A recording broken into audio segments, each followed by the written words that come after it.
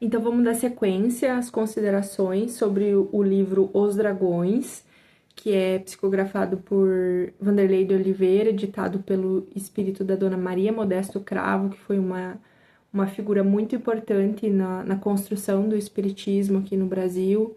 Ela viveu em Minas Gerais no século XIX. Quem tiver interesse pode pesquisar mais sobre a trajetória dela. Mas eles começam o livro introduzindo a informação de que tudo que vai ser retratado aqui aconteceu no período de 1936 a 1964, que foi basicamente quando aconteceu o ápice do transporte da árvore evangélica, que é um grande movimento migratório que aconteceu e acontece na erraticidade. A erraticidade é o período entre encarnações do espírito, tá?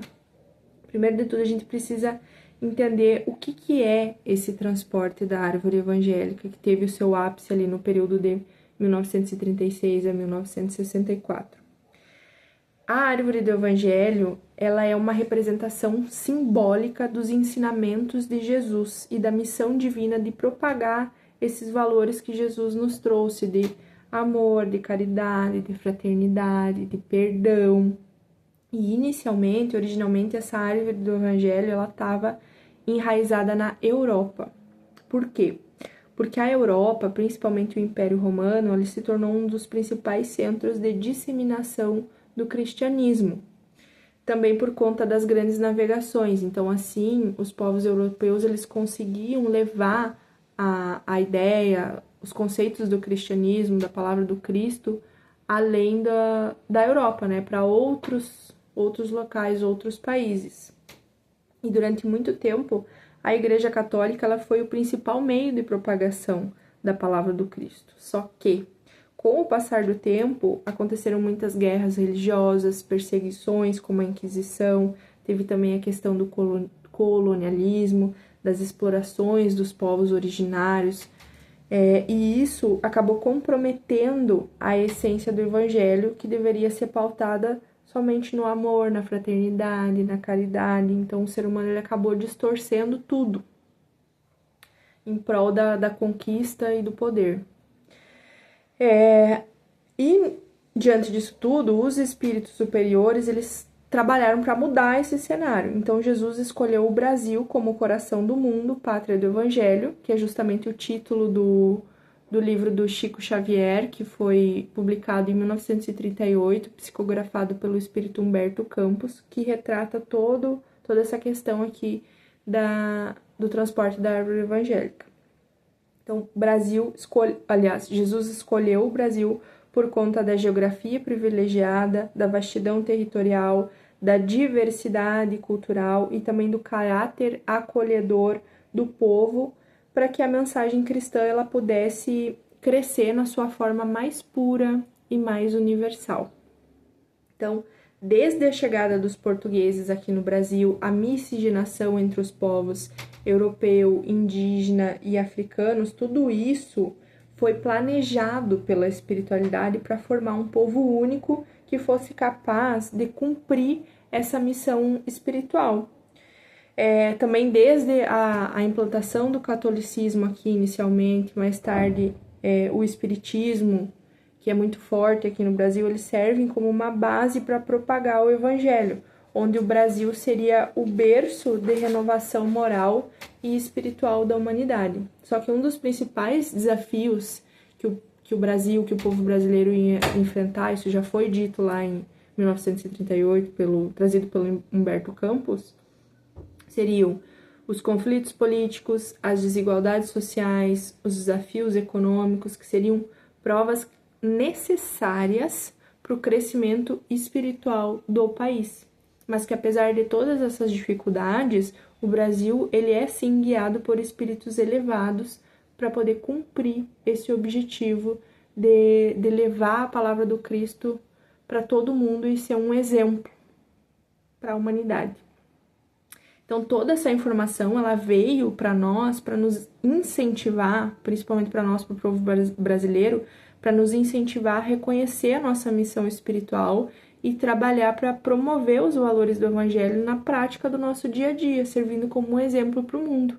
Porque essa transformação, ela começa por nós, por cada um de nós. Essa regeneração do planeta, ela começa aqui dentro de cada um de nós, tá? Então, no meio desse cenário todo, milhões de espíritos integrantes do tronco judaico-cristão, que a gente falou no vídeo anterior, eles foram libertados do Vale do Poder, que é um dos locais mais horrendos nas zonas do astral inferior, onde os espíritos eles são escravizados. E os dragões, eles comandam esse lugar de loucura e continuam até hoje perseguindo esses espíritos que foram resgatados de lá do Vale do Poder. E eles descobriram que milhões desses prisioneiros encarnaram aqui no Brasil, no movimento espírita brasileiro. Então, entender tudo isso, todo esse episódio do transporte da árvore evangélica, ele nos ajuda a compreender a estrutura moral que nós, os espíritos cristãos, construímos ao longo das nossas encarnações e o nosso papel aqui, a importância da gente olhar para as nossas sombras, da gente nos curar, da gente estar vigilante o tempo todo e ser um exemplo. A palavra convence, mas o exemplo arrasta. Então, assim, não generalizando, tá? Mas, se você é médium, se você é dirigente, se você faz parte de um trabalho espiritual que envolve esse olhar espírita, esse olhar mais abrangente, mais aberto da espiritualidade, e tu sente um chamado na tua consciência para assumir um compromisso com toda essa causa e ajudar outras pessoas a também expandirem a consciência, existe sim grandes possibilidades de você fazer parte desse movimento migratório, de você ter vindo de lá, do Vale do Poder. Provavelmente você veio de lá e assumiu esse compromisso como uma forma de redenção e de reparação do teu espírito. E aí, quando a gente tem essa perspectiva de que o Brasil ele é um celeiro de afeto no mundo, ele tem a missão de propagar o evangelho, muitas vezes as pessoas elas acabam criando expectativas de que somente espíritos evoluídos, de alta estirpe, vão encarnar aqui para fazer essa missão acontecer. Só que, na verdade, não. Essa tarefa, ela foi confiada principalmente a esse grupo que foi resgatado lá do Vale do Poder, das zonas umbralinas. Mas aí você pode se perguntar, tá, mas por que dar uma missão tão importante para espíritos enfermos, doentes e decaídos? Porque é justamente no reerguimento, na transformação desses espíritos que se dá a prova mais viva do poder de transformação do Evangelho, do quanto a palavra de Jesus, os ensinamentos verdadeiros de Jesus, de amor, perdão, fraternidade, caridade, benevolência, paciência e por aí vai, do quanto tudo isso é capaz de transformar positivamente a humanidade. Então aí entra tudo isso que eles nos falam, que começa sempre dentro de nós. Eu tenho certeza que o meu espírito veio ou do Vale do Poder ou veio de alguma zona umbralina muito densa. Não é à toa que eu tô aqui gravando esse vídeo e falando tudo isso. Porque quem me conhece, quem me conheceu há 10, 5 anos atrás e me conhece agora, sabe o quanto a espiritualidade me transformou, me regenerou. E hoje eu tenho ciência de que eu vim de lá de baixo e essa é uma oportunidade única para eu me redimir, para eu não voltar mais para lá. Fácil? Não é fácil.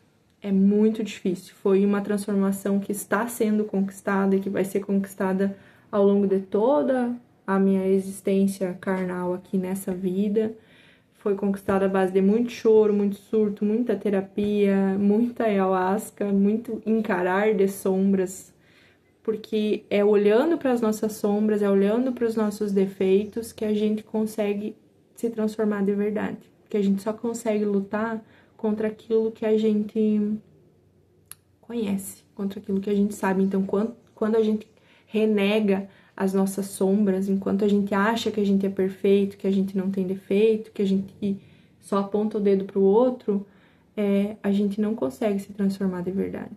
A verdadeira transformação é quando a gente resolve olhar para dentro de nós e encarar toda a podridão que está aqui dentro.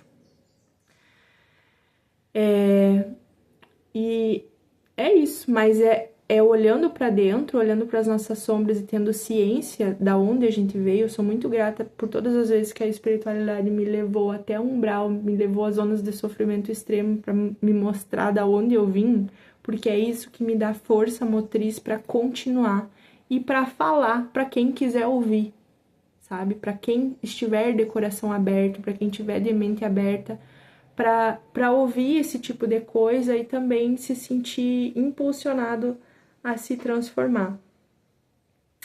E é isso, a transformação ela começa dentro de cada um de nós. Tá tudo aqui dentro. Não adianta a gente reclamar que o planeta é isso, que a sociedade é isso, que a sociedade é aquilo, que só tem notícia ruim, que só tem coisa ruim acontecendo. Mas a verdadeira transformação ela começa dentro de nós. O trabalho de verdade é arregaçar as mangas e olhar para dentro. É sempre essa a mensagem que a espiritualidade vem nos trazer.